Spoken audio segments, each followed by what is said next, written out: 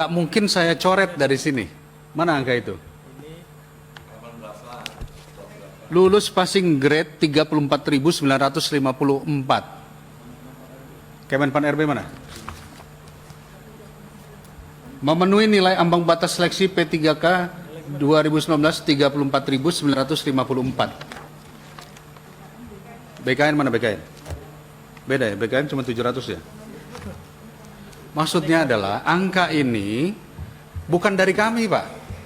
Angka ini presentasi bapak-bapak. Ini Kemendikbud nih. Lulus passing grade 34.954. Artinya ini menjadi tanggung jawab pemerintah. Ini yang passing grade mau dikemanain? Kalau Bapak terus kemudian bilang kita bikin aja 20.000 gimana Pak? Nggak bisa, karena ini presentasinya sekian. Dalam pelaksanaannya tentunya berkoordinasi dengan pemerintah daerah, berkoordinasi dengan Kementerian Agama, monggo. Tapi angka ini nggak bisa kami lewatkan, karena ini adalah presentasi Bapak-Bapak semua. Pak Iwan silakan. Kalau nanti begitu interpretasinya saya pikir tidak masalah ya Pak. Jadi ada hedgingnya gitu ya, ada yang bahwa sesuai dengan koordinasi dengan daerah tadi ya Pak. Jadi artinya itu mengimplikasikan ada verifikasi lebih lanjut yang diperlukan gitu. Oke, nggak ada masalah. Kita verifikasi. Sip. Tapi angka ini nggak boleh hilang. Karena angka ini adalah presentasi dari kementerian lembaga yang hadir saat ini bersama kita semua. Apakah bisa disepakati demikian? Sedikit boleh tambahan? Boleh Pak. Di dalam presentasi kami ada keterangan di bawahnya bahwa sebenarnya itu menyesuaikan kemampuan APBD di bawah. Sini. Kita masukin, nggak apa-apa? Ya. Jadi nggak boleh dihilangkan karena ini merupakan presentasi bapak-bapak semua.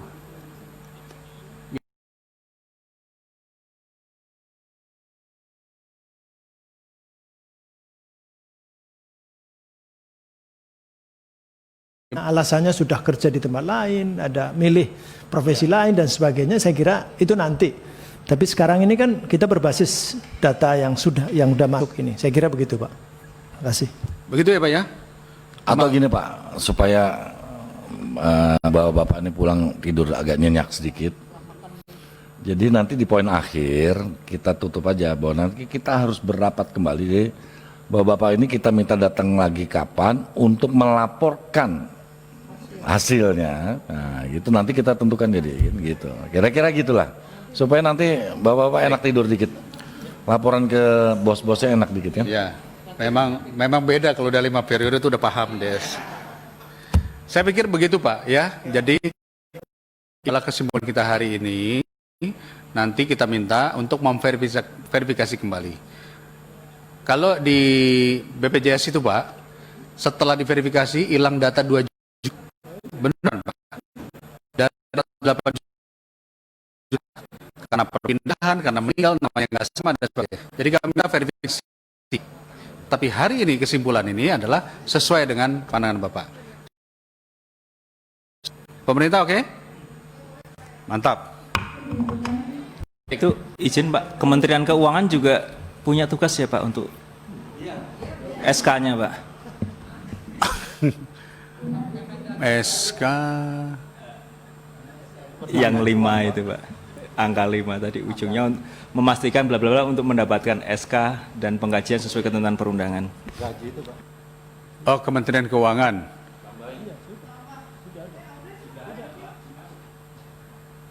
Gimana Pak?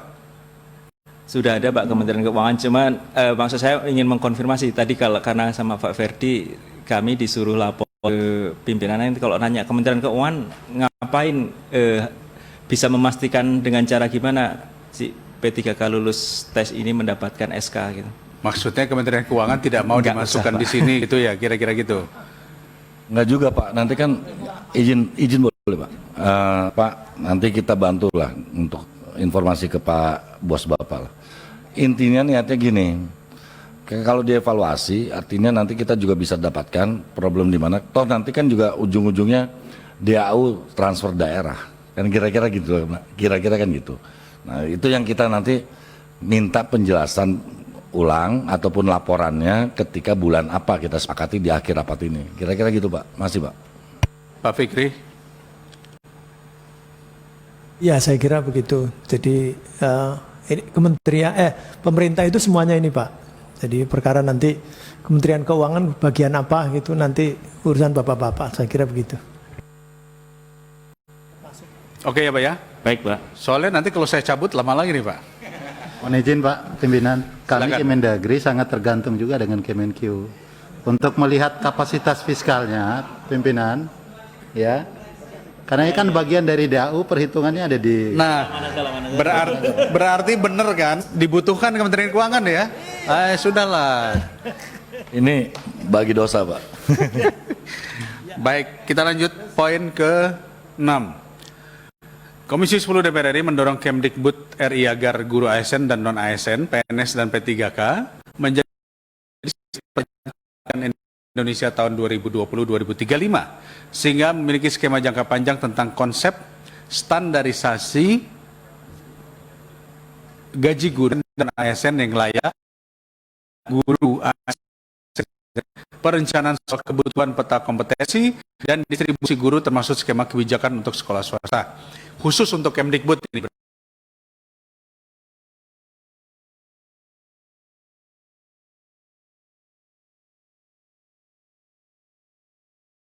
Bahwa ada rencana Kemdikbud untuk membuat guru penggerak.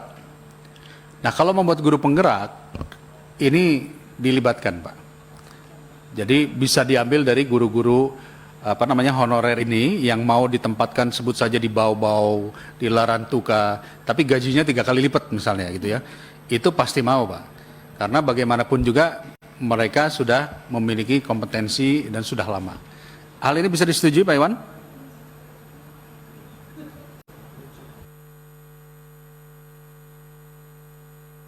Ya, setuju Pak. Kawan-kawan? Boleh saya sedikit urun rembuk, Pak Pimpinan? Baik, Pak.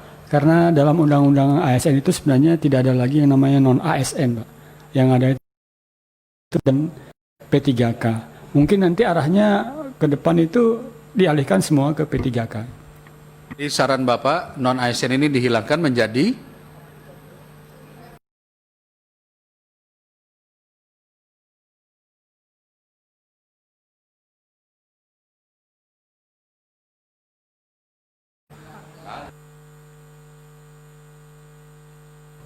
Secara definisi di dalam undang-undang, Pak Ketua, yang namanya ASN itu terdiri dua, pegawai negeri sipil dan pegawai pemerintah dengan perjanjian kerja. Jadi tidak ada lagi kita mengenal istilah non-ASN. Jadi Pak Dede boleh bicara, Pak? Fikri silakan. Enggak, maksudnya begini. ASN, PNS dan P3K betul, Pak. Jadi kalau itu betul, tetapi ini maksudnya ini di Kemendikbud. Kemendikbud kan tidak hanya ngurus guru yang ASN atau guru yang ada di sekolah negeri juga. Jadi swasta juga. Ini non ASN maksudnya ya swasta. Ini kan di akhir juga untuk sekolah swasta, Pak. Jadi skemanya. Jadi di peta jalan, jadi Kemendikbud itu sekarang sedang membuat peta jalan pendidikan. Nah, maka ini dimasukkan. Jadi tidak hanya ASN. ASN-nya betul PNS dan P3K. Saya kira begitu, Pak. Pak Iwan? Mohon izin pimpinan. Pimpinan, Ya, silakan Pak. terkait dengan dikotomi tadi antara ASN. ASN kan terdiri PNS dan P3. Di PP 49 2018 tentang P3 itu diberi pasal 99 diberi kewenangan yang non ASN itu, Pak. Itu 5 tahun. Setelah itu harus menjadi ASN, P3 atau PNS. Jadi ke depan nanti sudah tidak dikenal itu non ASN. Meskipun di swasta. Ya, Meskipun di swasta, iya, Pak. Pak. Ini agak ragu saya. Di PP 49 terkait P3 untuk negerinya, Pak, negeri bukan swasta. Nah kan, Nah, kalau swasta Maksud Non swasta, ASN yang Pak. di swasta, Pak.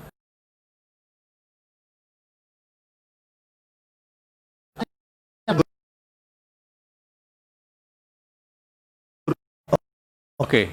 Ya. Yang salah persepsi, karena tadi ketika Bapak bilang tidak ada lagi non-ASN, semua diangkat, Memang kita maunya begitu. Tetapi itu hanya terjadi di negeri. Nah, yang swasta ini kan banyak sekali. Nah, jadi saya kembalikan kepada Pak Iwan, apakah guru swasta masuk di dalam peta jalan tadi, Pak? Ya, sebenarnya kalau kita mikir guru kan semuanya ya Pak. Cuma dengan kata-kata standarisasi gaji guru ASN dan guru swasta, karena swasta kan juga punya mekanismenya sendiri-sendiri gitu ya. Jadi bukan pemerintah kan, by definition namanya swasta berarti kan mereka punya kewenangan untuk mengatur standarnya mereka. Gitu. Jadi, karena itu mungkin itu agak nanti jadinya malah nanti kita mengintervensi swasta kesannya di situ. Jadi menurut saya itu agak kurang elok katanya di situ. Standarisasi dengan swasta di situ. Pak Ketua, justru ini yang sangat masuk hal yang sangat penting ketika bicara guru swasta. Kita juga harus memproteksi mereka, Pak. Jumlah mereka ini juga cukup banyak. Maka kalau kita tidak ada proteksi dengan standarisasi gaji, itu juga persoalan. Karena mereka menjadi guru yang tidak mendapatkan kesejahteraan yang layak, tetapi dituntut untuk bisa mengeluarkan atau menghasilkan anak bangsa yang cerdas. Maka standarisasi itu penting. Kan kita tidak bicara bahwa ini nanti yang harus menggaji adalah pemerintah. Mungkin nanti kolaborasi. Dan kalau kita sudah cukup punya uang, termasuk bagaimana kita dorong supaya APBN kita juga bisa lebih banyak. Ada yang banyak yang masuk ke sekolah-sekolah swasta. Atau bosnya kita tingkatkan untuk kemudian gaji gurunya berasal dari situ. Atau malah bosnya swasta bisa lebih tinggi dari bos negeri, mungkin. Nah, maka saya mengatakan Bapak nggak usah khawatir menurut saya. Justru ini adalah perlindungan, bentuk perlindungan Bapak loh sebagai Direktorat Jenderal Guru.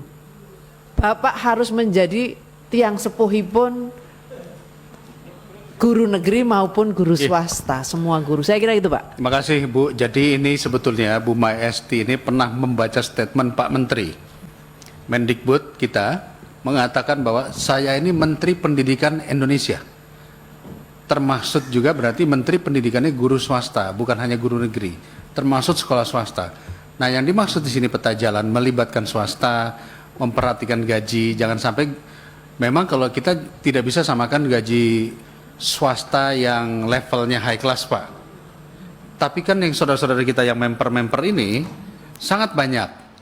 Nah, ini yang kita perhatikan, ada standarisasi. Paling tidak mereka minimal tidak boleh jauh banget gitu. Nah, itu masuk peta jalan. Apakah mungkin ini kita masukkan dalam peta jalan?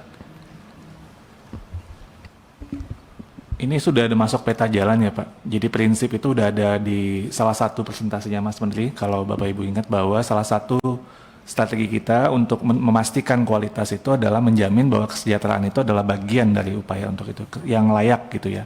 Itu buat yang proteksi minimum itu. Tapi yang tadi memang betul Pak Dede, yang kita nggak mau kan nanti kita mengcap gitu ya. Swasta sebenarnya kan swasta juga bisa melakukan inovasi atau keleluasaan itu. Kita ambil nanti. Tapi yang benar yang prinsip dasar ini yang kemanusiaan bahwa setiap yang bekerja betul mendapat penghargaan. Setuju ya Pak ya? Ya. Kalau gitu itu sebenarnya juga benar-benar sama Dirjen Guru Republik Indonesia Pak. Itu juga menurut saya juga dari ketenaga kerjaan juga Pak ya. Itu kan juga salah satu concern dari Kemenaker juga ya, memastikan itu tidak ada yang bekerja di bawah yang tidak layak gitu. Makasih Pak Ketua. Cukup ya berarti kita terima ya. Pak Dede, jangan diketok, kurang Pak. Itu guru dan tenaga pendidik. Tenaga kependidikan. Jangan lupa. Guru dan tenaga kependidikan. Iya. Karena nanti kalau guru, dan yang disampaikan ini Pak Iwan nggak usah khawatir, ini perintah undang-undang guru dan dosen. Kalatan, itu isinya. Baik. Itu.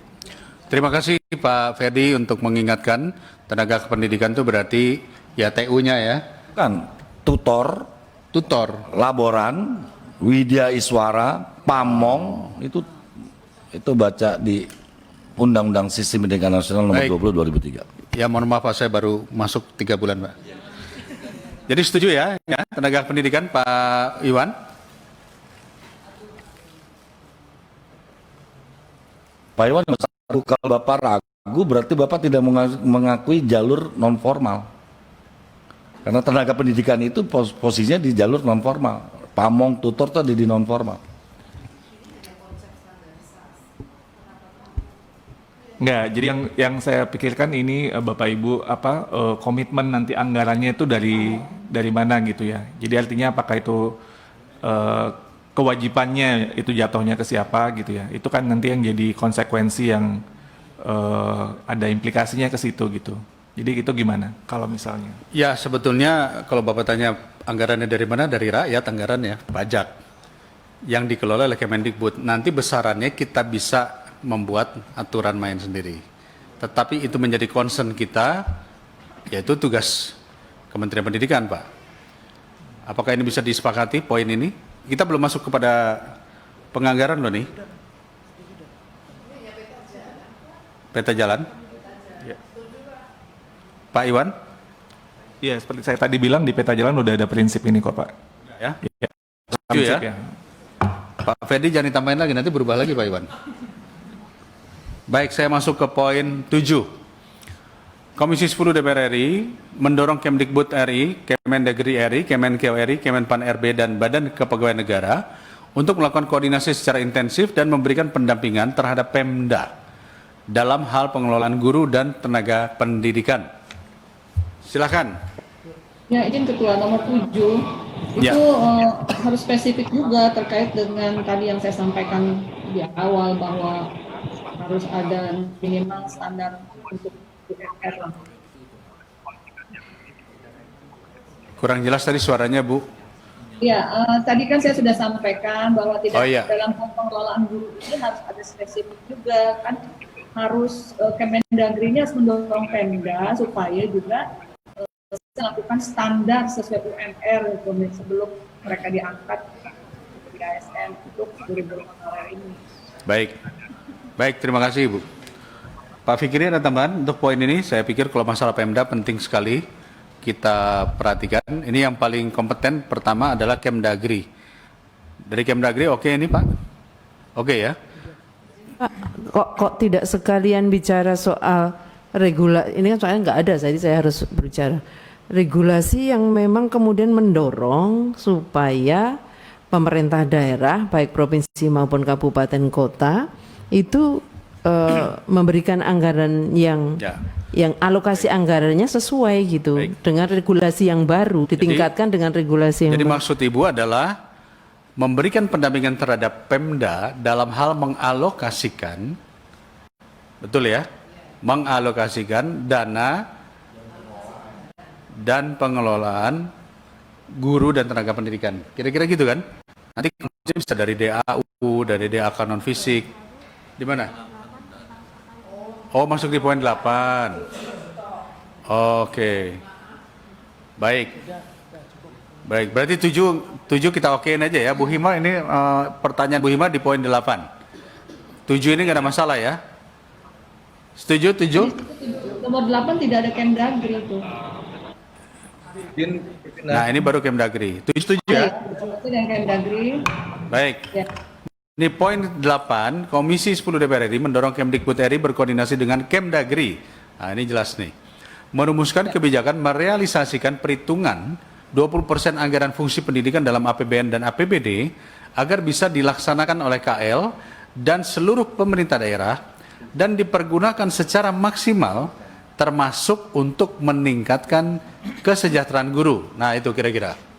Saya tanya pada Pak Mendagri dulu. Silakan Pak, saya doakan jadi Mendagri Pak. Yang di belakang langsung amin gitu. Ya, silakan. Itu ada APBN. Kalau bisa APBN-nya dihilangin. Jadi APBD aja, Pak.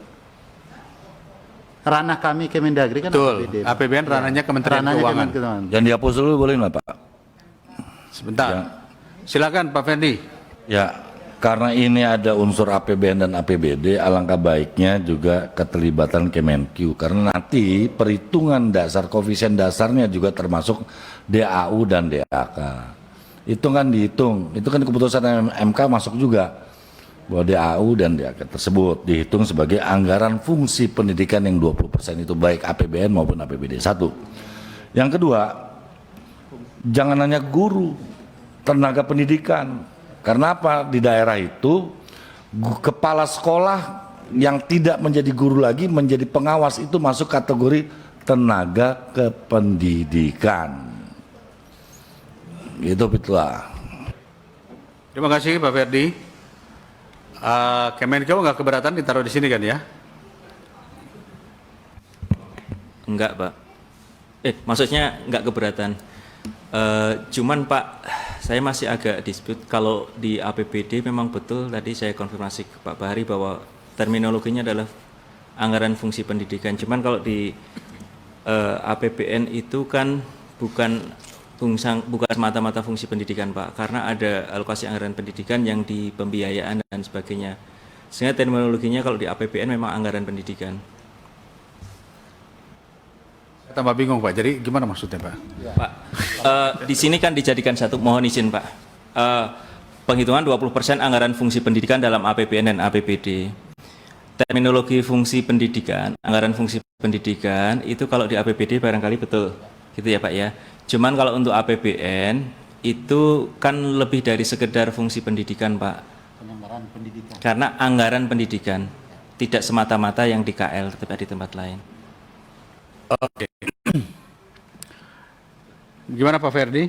Klarifikasi aja Pak, ini kan kalau PP penjabaran untuk penyusunan RKKL kan apa masih berdasarkan fungsi dan sefungsi Pak? Kalau fungsi kan masuk ke fungsi pendidikan. Hanya klarifikasi, artinya gini saja supaya nggak diperdebatkan, silakan aja itu, cuma jangan sampai nanti penafsirannya, karena keputusan MK, lagi-lagi keputusan MK itu masih menggunakan kata fungsi pendidikan. Gitu aja. Karena itu kan menggugurkan soal pendanaan di Undang-Undang Sistem Pendidikan Nasional yang menyatakan bahwa gaji dan tunjangan guru masuk anggaran fungsi pendidikan atau anggaran pendidikan. Kira-kira gitu Pak.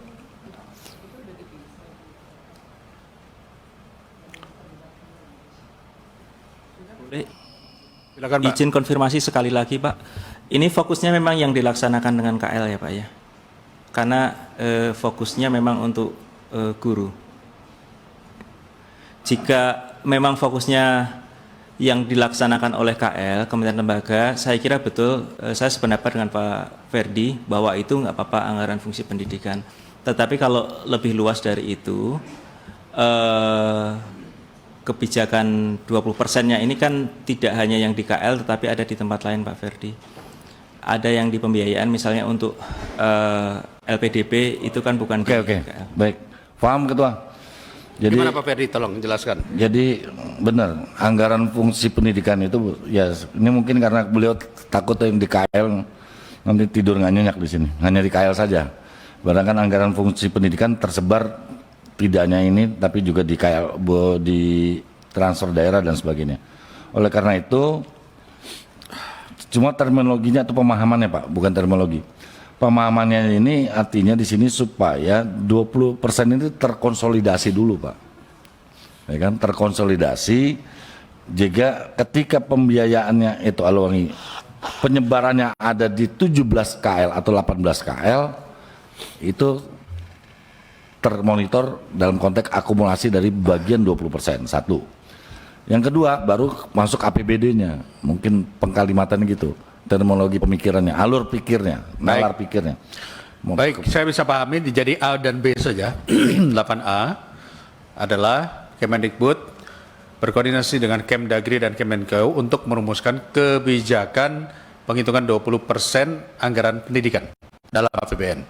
Poin B-nya adalah meminta Kemdikbud, Kemdagri dan Kemenkeu untuk juga berkoordinasi terhadap fungsi pendidikan pada APBD. Kira-kira begitu. Nggak, maksudnya tidak beliau. Wah, tadi udah benar, bisa disambung tadi. Gimana? Coba. Sekretariat udah nulis bahwa anggaran anggaran pendidikan dalam APBN dan anggaran fungsi pendidikan APBD. Jadi nggak usah AB. Tadi kan udah menulis begitu. Saya rasa udah masuk itu. Coba dituliskan. Tuliskan lagi. Karena dari tadi sudah ditulis tadi. Saya lihat. Berbicara 20% APBN itu adalah pendidikan, bukan fungsi pendidikan. Kalau fungsi pendidikan itu pada saat APBD, betul ya Pak ya, begitu ya Pak ya? Enggak gini Pak, mungkin bingungnya dari Pak Kemenq karena APBD agar bisa dilaksanakan oleh KL, padahal APBD tidak dilaksanakan oleh KL kan gitu. Itu yang harusnya dipisah. Kalau APBN-nya dilaksanakan oleh KL, APBD-nya kan oleh kementerian lembaga tidak melaksanakan APBD. Oke, silakan TA diperbaiki konteksnya, jangan sampai terjadi kebingungan. Coba. Berkoordinasi dengan Kemdagri dan Kemenkeu untuk merumuskan kebijakan merealisasikan penghitungan 20% anggaran pendidikan dalam APBN. Dan anggaran fungsi pendidikan dalam APBD. Udah, itu aja. Titik. Nggak usah lain-lainnya ya. Gimana?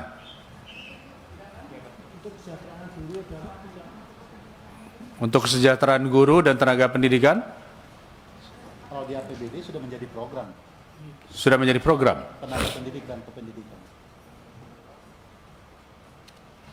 Karena ini kita bicaranya guru dan tenaga kependidikan. Ya kalau gitu gini aja, yang KL-nya betul dihilangkan ya. Dan fungsi pendidikan dalam APBD agar dipergunakan secara maksimal termasuk untuk peningkatan kesejahteraan guru dan tenaga pendidikan. Gitu ya. Oke ya Pak ya? Oke pimpinan, bungkus. Sah? Nah. 9.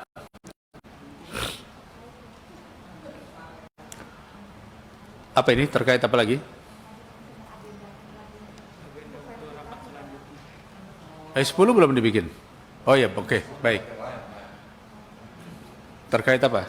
Yang tadi Pak nomor 45 itu kan akan ada pertemuan kembali untuk melaporkan hasil kan gitu. Terkait gitu, data XTHK, Komisi 10, Sekretari, Kemdagri, Kemenpan RB, Dirjen Bina Keuangan, dan Dirjen Anggaran untuk memberikan validasi, ya kan? Validasi terhadap guru-guru yang telah lulus P3K, gitu. Dalam waktu secepatnya. Sebenarnya bukan validasi Pak, pokoknya melaporkan hasil daripada penempatan yang 34 itu. Butir realisasi ya. Laporan gitu aja.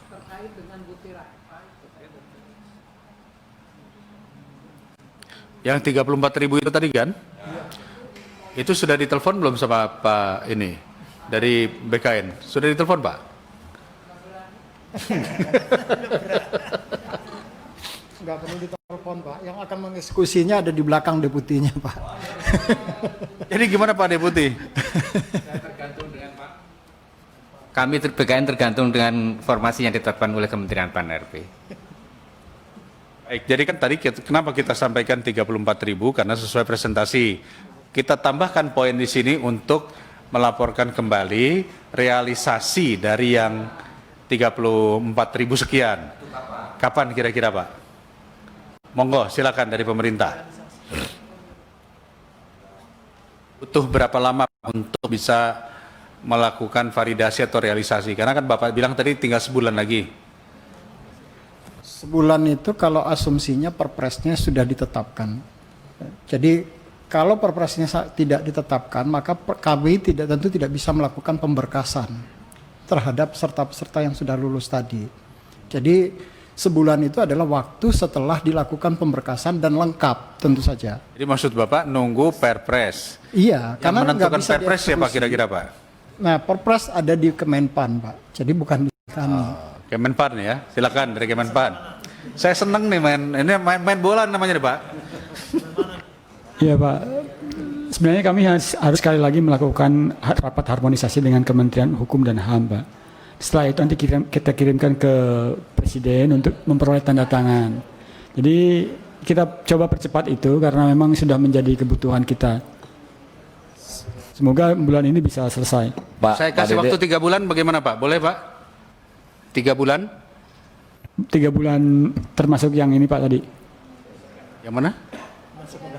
termasuk yang validasi tadi ini. Ya, 3 bulan dari sekarang. Jadi kita 3 bulan lapor dulu aja apa adanya, kemudian nanti kita lapor lagi. Ya. Begitu ya? Yang penting setelah tanggal 1, Pak. 3 bulan dari sekarang. Soalnya kalau nanti Bapak bilang tadi tergantung dari Kemenkumham, terus nanti saya tanya Kemenkumham, oh ini tergantung dari Panglima TNI, saya bingung juga nih, tergantung kemana lagi. 3 bulan ya, 3 bulan terhitung dari sekarang. Jadi Bapak 3 bulan lagi, saya undang Pak, dan saya siapkan makanan yang lebih baik daripada yang tadi. Gitu, untuk bisa menyampaikan realisasi. Bulan berapa jadinya? Oktober, saya pikir Oktober sudahlah. Pak Dede, hanya klarifikasi supaya nanti kita jelas. Itu kepres apa perpres, Pak? Karena gini, kalau sudah ada hasilnya, kan harusnya kan besiking aja, bukan regeling. Kalau sudah ada itu kan tindak perpres. Jadi regeling. Oh, ya udah. Thank you. Boleh saya bantu Pak Teguh, sedikit info aja Pak. Sebenarnya untuk P3K ini perpres yang menjadi dasar ada 2, satu jabatan atau formasi yang bisa diisi oleh P3K itu sudah terbit Pak Teguh ya? Sudah terbit Pak. Kemudian satu lagi adalah perpres tentang gaji dan tunjangan P3K Pak. Jadi memang sangat valid. Perpres itu ditunggu, artinya Pak Suharmen bisa menerbitkan jika ada perpres itu, karena kalau enggak gajinya belum ada Pak. Baru kemudian sesudah perpres itu terbit tadi yang basicingnya penetapan siapa masuk mana. Terima kasih Pak. Baik, saya pikir 3 bulan baik basicing, regeling, ekedom, farponding, ada nggak itu semua tuh? Nggak ada ya? Ketua. Itu yang paham hanya orang-orang dulu itu Pak. Izin. Itu kan paling bulan Oktober 2020. Mungkin kan ini melaporkan realisasi paling lambat bulan Oktober 2020. Jadi harus ada kata paling lambatnya. Nah, artinya kalau nanti perpresnya sudah turun, tidak usah menunggu 2020 gitu. Jadi paling lambat. Usah nunggu bulan Oktober. Baik Bu. Ya, Oktober. Baik. Saya pikir nggak ada masalah ya. Poin 9 ini adalah jawaban dari validasi yang 34.000 itu. Setuju ya Bapak-Bapak pemerintah? Setuju ya? Kawan-kawan, oke ya? Baik. Yang terakhir, saya rasa ini normatif, mendesak Dirjen Guru dan Tenaga Pendidikan, Kemenpan RB, Bina Keuangan Daerah, Kemdagri, Dirjen Anggaran, Kemenkeu, dan Badan Kepegawaian Negara untuk memberikan jawaban tertulis terhadap pertanyaan yang disampaikan anggota komisi paling lambat 14 Juli. Setuju? Baik. Boleh bertanya Pak, normatif boleh, saja Pak. Boleh. Teknis, mohon maaf. Karena ini ada beberapa unit organisasi, setidaknya ada 5. Ini jawabannya jadi 1 atau masing-masing Pak? Sebetulnya jawabannya berdasarkan sudut pandang KL masing-masing Pak. Karena pertanyaan dari kawan-kawan juga saya rasa sebetulnya sudah terjawab dalam kesimpulan ini. Tetapi ada beberapa pertanyaan, contoh kayak saya tadi bertanya soal dana transfer yang 70% dari 20%, itu untuk apa saja sih? Karena kami di Komisi 10 tidak pernah tahu DAU, DAK yang turun berapa jumlahnya, dan kemudian nanti pelaksanaan seperti apa. Nah paling tidak kita dapat informasi itu Pak. Begitu Pak ya? Baik, terima kasih. Setuju ya? Alhamdulillah, Bapak Ibu yang saya hormati, para tamu undangan kita sudah menyelesaikan rapat hari ini sehingga pukul 8 kurang 5 menit. Ya, oleh karenanya sekali lagi mohon maaf atas segala ketidaknyamanan Bapak dan Ibu, karena ketidaknyamanan kita dalam membuat aturan-aturan main sebetulnya tidak sebanding dengan ketidaknyamanan para guru honorer yang sudah menunggu bertahun-tahun terhadap hal ini. Dan kami yakin Pak Jokowi dalam pemerintahannya ini menginginkan jangan meninggalkan kawan-kawan atau saudara-saudara kita yang lain. No one left behind. Itu kalau saya pernah mendengar. Jangan ada yang tertinggal. Jadi apa yang kita lakukan ini semata-mata dan tidak tidak bukan adalah mempercepat proses itu agar bisa selesai. Terima kasih kepada Bapak, Ibu sekalian. Terakhir mungkin silakan kata penutup dari Pak Iwan saja mewakili para bapak-bapak untuk menyampaikan statement terakhir. Silakan Pak. Terima kasih Pak Ketua. Mudah-mudahan rapat kali ini seperti yang sudah banyak masukan yang sangat bagus, sangat menguatkan komitmen kita untuk menyelesaikan masalah yang sudah lama menjadi masalah di antara para guru dan pendidik kita. Jadi insya Allah ini langkah yang bagus, hal yang positif yang mudah-mudahan terus menguatkan dan sehingga memberikan solusi-solusi yang terbaik buat teman-teman guru honorer. Terima kasih atas kesempatannya pimpinan Komisi 10 beserta semua anggota. Atas nama tim dari pemerintah, saya mengucapkan terima kasih. Mohon maaf kalau ada salah-salah. Assalamualaikum warahmatullahi wabarakatuh. Waalaikumsalam. Terima kasih Pak Iwan, terima kasih juga kawan-kawan dari Dirjen Anggaran, dari Kemdagri, dari BKN yang telah mau hadir. Mudah-mudahan 3 bulan lagi kita bisa bertemu kembali, kita kembali mengevaluasi hasil daripada apa yang kita simpulkan hari ini. Segi salam hormat saya buat para menteri, para pimpinan-pimpinan semua dan kawan-kawan juga terima kasih banyak. Saya tutup dengan membaca hamdalah. Alhamdulillah. Billahi taufik wal hidayah. Assalamualaikum warahmatullahi wabarakatuh.